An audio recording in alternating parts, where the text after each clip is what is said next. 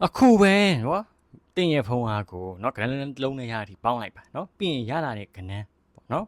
်ထားပါတော့ဆရာတို့အခုလက်ရှိဖုန်းအားက80ခွန်3ညရှိရဆိုခွန်နဲ့3ညနဲ့ပေါင်းခွန်ပေါ့နော်တကယ်လို့ခွန်2 82ရှိရဆိုခွန်နဲ့2နဲ့ပေါင်း99ကဏ္ဍကိုနားထားပါမယ်နော်ဟုတ်ပြီနော်အဲ့တော့အခုဖုန်းကနေပေါင်းခြင်း1ပေါ့နော်1 10ရတဲ့လူတွေတစ်ချက်ကြည့်မယ်ဟုတ်ပြီနော်အဲ့တော့အခုဒီကနေ့မိတ်လေးရောက်လာအဲ့တော့ဖုန်းနံပါတ်ပေါင်းခြင်း30ရတဲ့လူတွေကအခုဒီကနေ့မိတ်ရပေါ့နော်ပြောမယ်ဆိုလို့ရှိရင်တော့ကို့မှာဒါအကူအညီကောင်းတွေရရှိလာမယ်လွတ်မြောက်လာမယ်ပြီးရင်ကိုတစ်ချိန်မှာကိုလှုပ်ထားတဲ့အရာတွေနော်ထားတော့ကိုကောင်းတဲ့အရာလှုပ်ထားရဲဆိုအကောင်းတဲ့အရာခံစားမယ်ကာလဖြစ်တယ်အဲ့တော့အကူအညီကောင်းတွေရရှိမယ်ကိုနိုင်ကလည်းသူမြောက်သွားကူညီနိုင်မယ်ဆိုကာလဖြစ်တယ်အဲ့တော့ပြောမယ်ဆိုရင်ဒီချိန်ကအဆုံးဖြတ်ပေးမယ်ကာလပဲအဲ့တော့ဒီကာလမှာကိုကကောင်းတာတွေများများလုပ်မယ်နော်ကိုအတွက်တကယ်အကျိုးဖြစ်ထွန်းမယ့်အရာတွေမှာအာရုံစိုက်ပြီးစူးစမ်းမယ်ဆိုရင်တော့နော်ကိုလိုချင်တဲ့အနာဂတ်နဲ့ပန်းနိုင်တဲ့နော်မကြခင်မှာနော်ဟိုဒါရရှိတော့မယ်ရောက်ရှိတော့မယ်ဆိုတဲ့နမိတ်ပါဟုတ်ပြီနော်အဲ့တော့ comment မှာနော်ဒီနံပါတ်1ရရှိလူတွေကငါရဲ့ပန်းနိုင်မကြခင်ရောက်ပြီဆိုပြီးရေးတော့ပါနော်ဟုတ်ပြီအဲ့တော့ phone number ပေါင်းခြင်း2 phone number ပေါင်းခြင်း2ရတဲ့လူတွေကအခုဒီကနေ့မိတ်ရပါလားအခုဒီကနေ့မိတ်ကတော့သူက diffuse academy လေအဲ့တော့ phone number ပေါင်းခြင်း2ရတဲ့လူတွေကလူသိစိတ်တဲ့နဲ့စတင်နိုင်မယ်နော်အဲ့တော့စွန်စားလို့ရနိုင်မယ်ပြောလို့အခြေမှာဆိုလဲစိတ်သိလူသိနဲ့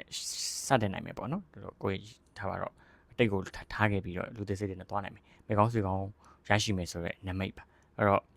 ့ဒီဖုန်းနံပါတ်ပေါင်းခြင်း2ရတဲ့လူတွေကငါလူသိစိတ်တဲ့နဲ့စတင်မယ်ဆိုပြီး comment မှာရေးတော့ပါနော်အဲ့တော့ဖုန်းနံပါတ်ပေါင်းခြင်း3ဖုန်းနံပါတ်ပေါင်းခြင်း3ရတဲ့လူတွေကအခုဒီကနေ့မိတ်လေးရောက်လာတယ်အဲ့တော့အခုဒီကနေ့မိတ်ရဖုန်းနံပါတ်ပေါင်းခြင်း3ရရှိလူတွေကတော့ပြောမယ်ဆိုကိုယ့်ရဲ့စိတ်ပေါ့နော်ကိုယ့်ရဲ့စိတ်ကလေးက agent တည်ငြိမ်နဲ့ကိုယ့်ရဲ့ဒီထားပါတော့လူတော့မှရှိတဲ့စိတ်နေစိတ်ထားနော်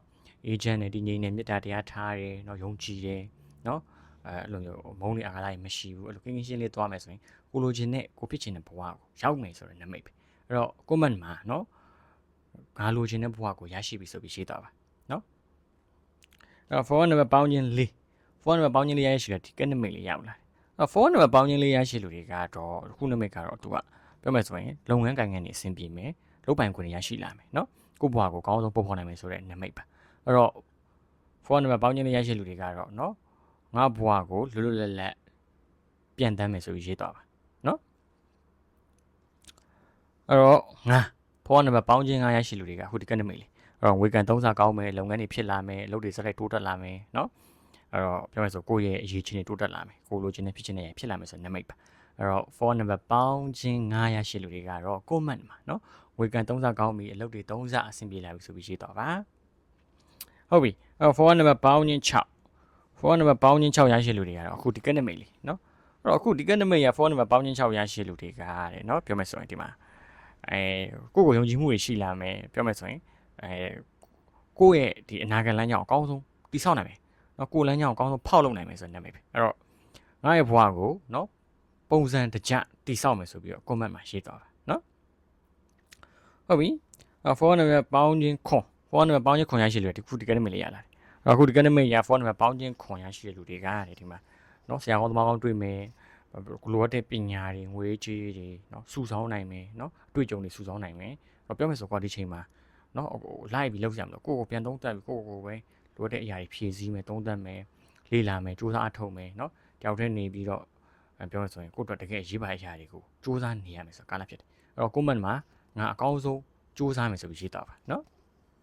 ဟုတ်ပြီရှစ်ဖုန်းနံပါတ်ပေါင်းခြင်း8ရတဲ့လူတွေကအခုဒီကနေ့မိတ်လေအဲ့တော့ the wall ဆိုတဲ့နာမည်ရရှိတယ်